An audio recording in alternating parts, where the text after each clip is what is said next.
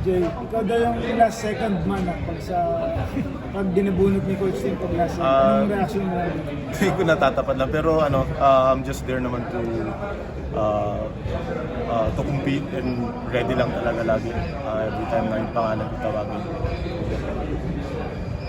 Nung na-shoot mo yung tres, parang may naisip ka ba na sobrang swerte namin kung mananalo kami sa Latvia? Actually, yun nga, halos lahat ng tira namin napapasok. Yun yung nasa isip namin, lalo na nung lumalayo tapos palapit na yung matapos yung game. Talagang lahat kami excited, sobrang saya namin na din namin in-expect na ganun yung lalabas yung laro namin. So, sobrang saya na ganun.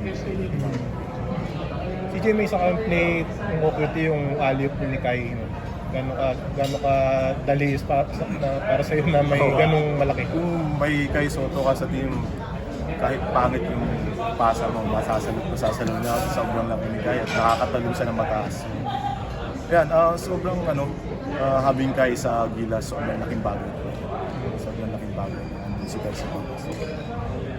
Junmar, yung pagsabay sila kay Junmar, Lalo na pag nagsabay si Kai at si Junmar, talagang yung chemistry nila and how paano pumasa si Kai kay Junmar and paano ganun din si Kuya Jun kay Kai. Talagang kahit na saglit lang sila medyo nagkasama pero talagang amoy na nila yung isa't isa.